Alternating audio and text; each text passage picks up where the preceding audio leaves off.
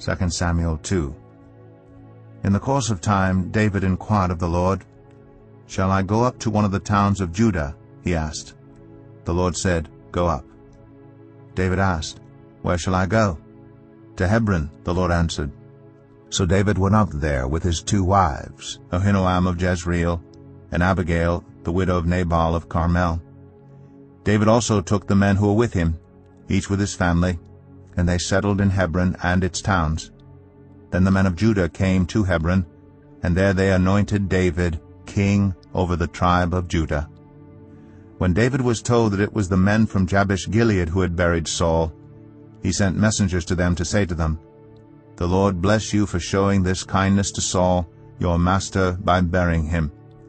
May the Lord now show you kindness and faithfulness, and I too will show you the same favor because you have done this. Now then, be strong and brave, for Saul, your master, is dead. And the people of Judah have anointed me king over them." Meanwhile Abner, son of Ner, the commander of Saul's army, had taken Ishbosheth, son of Saul, and brought him over to Mahanaim. He made him king over Gilead, Asherai, and Jezreel, and also over Ephraim, Benjamin, and all Israel. Ishbosheth, son of Saul, was 40 years old when he became king over Israel, and he reigned 2 years. The tribe of Judah, however, remained loyal to David. The length of time David was king in Hebron over Judah was 7 years and 6 months.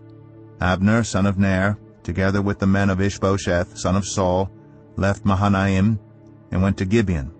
Joab, son of Zeruiah, and David's men went out and met them at the pool of Gibeon. One group sat down on one side of the pool, and one group on the other side. Then Abner said to Joab, "Let's have some of the young men get up and fight hand to hand in front of us." "All right, let them do it," Joab said. So they stood up and were counted off, 12 men for Benjamin and Ishbosheth, son of Saul, and 12 for David.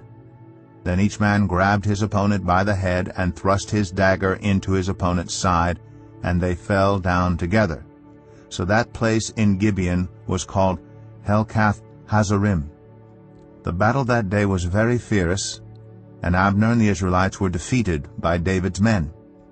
The 3 sons of Zeruiah were there, Joab, Abishai, and Asahel. Now Asahel was as fleet-footed as a wild gazelle. He chased Abner, turning neither to the right nor to the left as he pursued him. Abner looked behind him and asked, "Is that you, Asahel?" "It is," he answered. Then Abner said to him, "Turn aside to the right or to the left. Take on one of the young men and strip him of his weapons." But Asahel would not stop chasing him. Again Abner warned Asahel, "Stop chasing me. Why should I strike you down?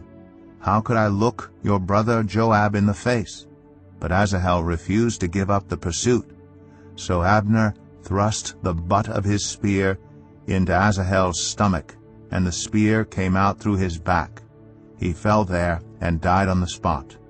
And every man stopped when he came to the place where Asahel had fallen and died. But Joab and Abishai pursued Abner, and as the sun was setting, they came to the hill of Ammah near Giah, on the way to the wasteland of Gibeon. Then the men of Benjamin rallied behind Abner. They formed themselves into a group and took their stand on top of a hill. Abner called out to Joab, "Must the sword devour forever? Don't you realize that this will end in bitterness? How long before you order your men to stop pursuing their fellow Israelites?" Joab answered, "As surely as God lives, if you had not spoken, the men would have continued pursuing them until morning." So Joab blew the trumpet, and all the troops came to a halt. They no longer pursued Israel, nor did they fight any more. All that night Abner and his men marched through the Arabah. They crossed the Jordan, continued through the morning hours, and came to Mahanaim. Then Joab stopped pursuing Abner and assembled the whole army. Besides Asahel, 19 of David's men were found missing. But David's men had killed 360 Benjamites who were with Abner. They took Asahel and buried him in his father's tomb at Bethlehem. Then Joab and his men marched all night and arrived at Hebron by daybreak.